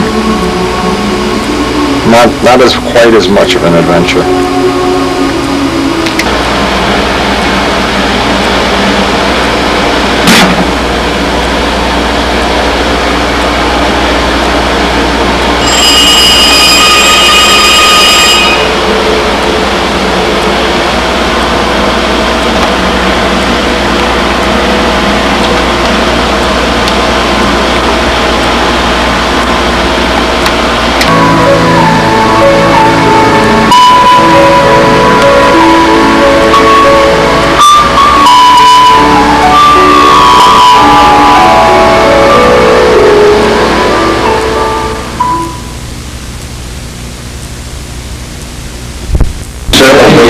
that every person in this room can benefit by. I benefited from it this exact weekend. Now, I got this weekend of Frank McMillan's plane, and he had one of Jerry Brooks' props on his plane. He was gracious enough to loan me the prop, and then I borrowed one from Richard, which he will never get back. But then you got to think of ours. But trying to get the right prop for your engine, the best choice you have is to find an expert. Now, Bob Woodman is a paint expert. Again, I would not ask him a question related to props. I'd ask him a paint-related question. But Richard, this is his area of expertise.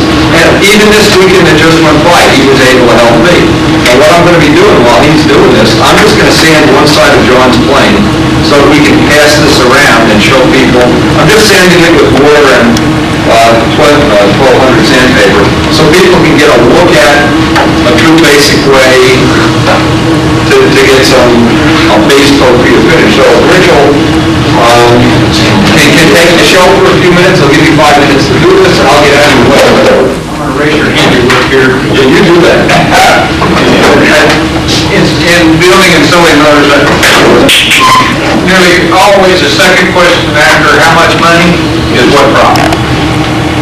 And props are different for different airplanes, different styles of flying, different line lengths and all this. So generally what I try to tell them, and I can see their eyes get glassed over across the phone, is it's just too much information. So I try to tell them as best I can, but I try to give them steps to work toward the prop choice you should be picking for the airplane you're trying to fly. Sometimes on any given day it may be a little bit different, but you can get in the range and start searching for the range that you want to get into. The first thing I try to get dispelled with you guys is you have an airplane. You have a motor. And you have a blackboard that works. Big prop that you're insisting on making run. And over and over again I have this airplane, I have an anchor motor, I have these props that I like. Why don't they run? And the only way you're going to know why they don't run is for you to fly them and go through the procedure and say, well, this is just not the right prop choice. And then you try looking somewhere else. So the first thing you need to realize about a motor is when the needle valve, if this is a full turn of the needle valve, one full turn, your stunt run on that motor is only about this much. If you try to run that motor past this point or past this point, we're going to call this the lean side. We're going to call this the rich side. If your prop says, I need to be richer than this point or I need to be leaner than this point, you've got the wrong prop.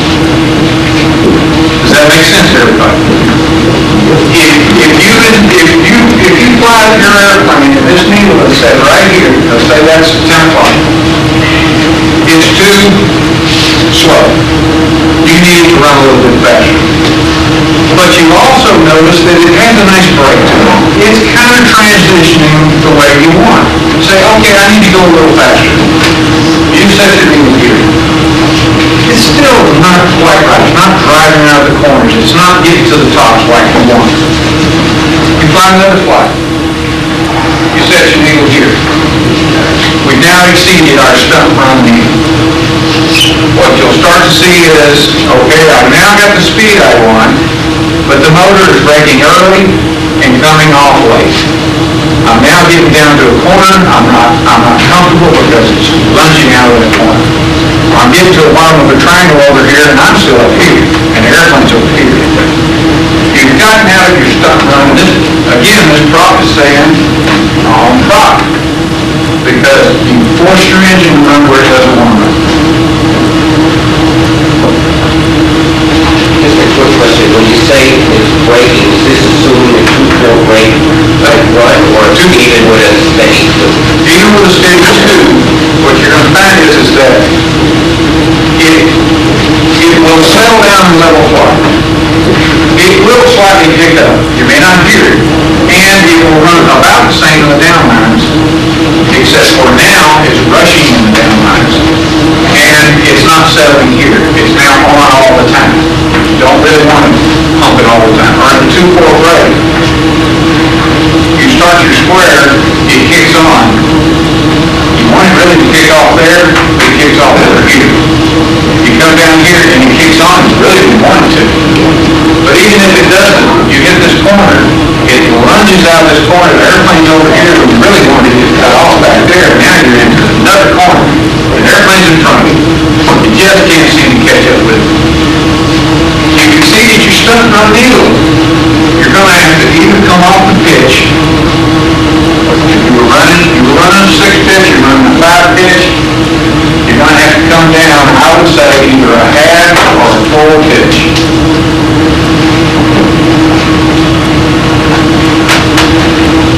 You're driving too hard at this point.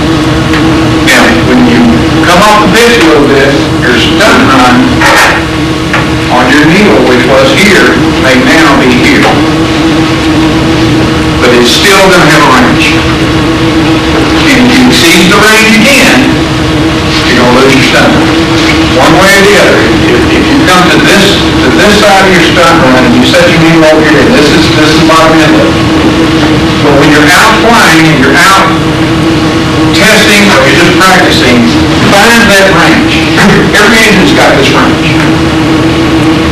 But there's only 2 or 3 things you can do to props and motors to change that stunt run. The visor either got to be bigger or smaller.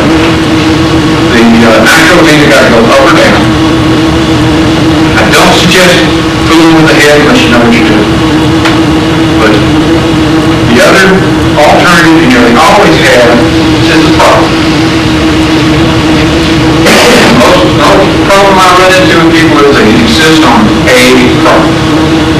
Now I'll tell you a little story about Bill Sell flew Speed for years and years and years. Doug Jet, Speed, we did set records all over the place.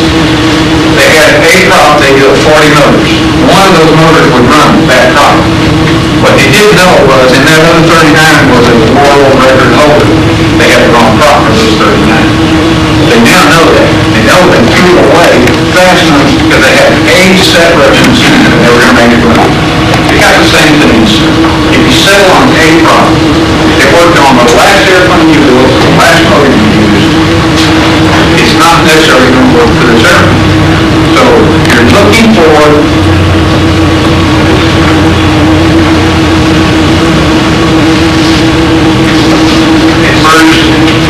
your needle range.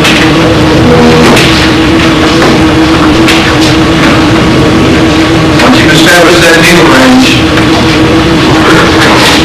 the prop, diameter, and pitch is right for that needle range, for the way you want to fly, to operate that motor. If you change your diameter up or down, you lower the motor drive, or you unload the motor. If the diameter goes up, the turn changes. Diameter goes down, you get a little better change. But you're changing your RPM range. Don't worry so much about how it's going to affect. What is going to fly the airplane down? You're going to narrow down this range.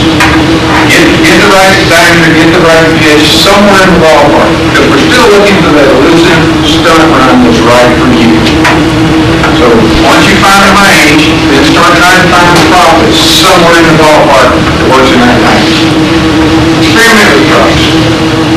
Most of those are all down to carbon fibers because they twist them and change them and carve them, cut them, and if you cut them too far, we find another one started.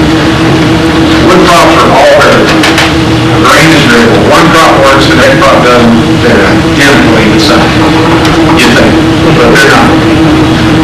Wood grain moves this way on one prop and that way on the next one. They look identical.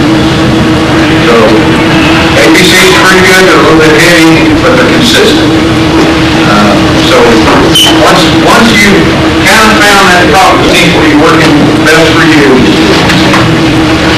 now you've got to find the power that you need to run it. If it's transitioning fine and it's operating pretty good somewhere in that needle range, but it's not quite enough power,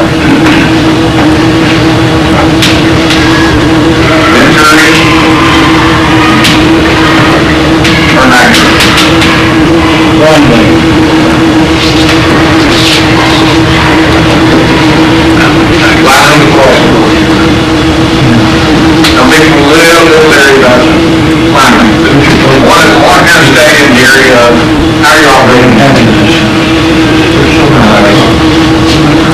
If the airplane's a little bit slow, 5% more nitro than hell. If you don't have 5% nitro, a little bit larger Venturi will help. Question, right there, when you say a little bit larger Venturi, I said we're running a 282 Venturi. Right. Why would you go up 10,000s? You know, the largest increment I would ever go, unless you've got a long way to go. By the time you get down to that, you've already started to narrow down. What would you suggest if you got the 282 Venturi, 2,000s, 5,000s? I'd go with 5,000 increments. If you felt like you needed a lot, I'd go 10, and then 5. If it doesn't seem to be right, if it's still a little short, I may go a little bit more on the Venturi. If you're not wanting to change nitro, you're not wanting to change the Venturi, boy, the motor's running kind of nice, but the airplane's not quite up to snuff. If your line's all a little long, cut off a little, 18 inches, 2 feet. It might instantly put you right down there. What are the symptoms of too small Venturi, too large Venturi? Here's basically one of the way engines run, and the way I set my engine up, I set an engine at 30 pounds off top dead center of the head. This is a nice area that will produce horsepower without being so under-compressed that you're giving up all your power. 30,000 split bend with lumbar piston. That's how much. Put a piece of lead in there and turn the piston over and pull it out, that would be 30 times. So if the Venturi is too small, what you'll find is it won't break, it won't transition, or it just doesn't have enough power. Guts. If you start raising the head, it even gets more guts. So I don't like to see motors that have been detuned so far to calm them down, and then you do all this other Mickey Mouse stuff to get the power back. I'm not trying to see the motor say, "Tell me where I'm happy. Let me produce my horsepower." Then you do your homework. Find the right setup, find the right prop, find the right nitro, find the right alignment. But it's not a quick fix. You can't just pull the prop on it and say, "I'm going to put 3 flights in this Saturday, and I'm ready to fly stuff." It just doesn't happen. But the other, if the Venturi is small and the head is average, you should generally get a nice break, but not a hard break. And come back very quickly too. Come back real quick when it's small. When the Venturi starts getting bigger and head starts getting higher, the brake gets harder and harder and quicker and quicker. And longer and longer. In other words, just come back quicker. What I did at the NAS last year when the wind picked up is I went to a big Venturi and raised the head a little bit because I wanted it to come on hard and stay on for a while. Drive through the wind. And this is something that you haven't done. I'm sure you don't want to do it in a contest. So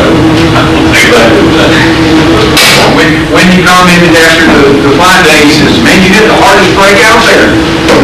Yeah, out there. He said, "Yeah, it was getting here quick." And I said, "But it got up there." And that's what I wanted to make. I wanted to make sure it got up there. Todd Lee lost his airplane because it wouldn't get up there.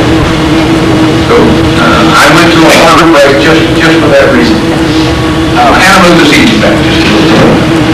So it's a process of trying to figure out what the best combination is. And if there's any key I can tell you about any form of model airplanes, props are the only thing you need to learn. Props make a difference whether you fly Ted Fender style or Paul Walker style, or you're over here saying, "Man, it's charging out of the corner and it's over here and I'm still back here." And the maneuver seems awfully small. Well, it's not small, it's just fast. And you're behind. You can't do small maneuvers if things trying to do radar. But you also can't do maneuvers if it doesn't have enough power, it's gutless and it starts wandering. It's the combination you want to next time too. Oh, Richard, is this information, one time I know you wrote articles, I think on pylon props and stuff. Is there some sites for technical information outlining some of the stuff that you've gone over here, or is there anything you can recommend on the internet or any publication or anything out there that you go to for a reference? Not that stuff specific. And I promised on the internet a couple of months ago, Paul Walker has a flow chart for trimming and everything. I'm going to try to work up where it says, okay, start here, start here. If this doesn't work, it comes back here, start here, start here. When I started trying to work on that, it became a little too specific for different people. It might have to be, I have to do a flow chart for a pipe engine, a flow chart for a muffled engine, a flow chart for a hard 2/4 blade, a flow chart for two-stroke. So once I started thinking about it, well, if that won't help the guy flying the cardinal with muffler. Or the stalker as opposed to the PA or the roadjet and pipe engine. So I couldn't make it that generic. It needed to be changed a little bit. Your plug is also something that may help you calm the motor down. When I first got into this, the glow plug is basically rated heat ranges, and the heat range mostly comes from the diameter wire. The smaller the diameter wire is, there is no wire small enough, in my opinion, commercially available for stun. Mainly because you can't charge you $4 for a plug that's going to burn out after 50, 60 months. Smaller the wire, the better it comes out. But for stun, you want a hot plug unit. Hot plug will transition better. And when I made my plug, it was super, super small. The Fox guys were nuts. I've been selling Fox to the Fox guys. Every week, a dozen plugs goes to somebody and says, I want a dozen, and I'm going to sell them to my friends. So that Fox, the Fox wants to run rich and break water. It won't run rich if your plug is too cold and you have to lean it out to keep it running. So now you've got your needle too lean, and when it comes on, it either comes stone too hard or it's too lean. So the only way to get it richer is to have a hotter plug that will let you run it.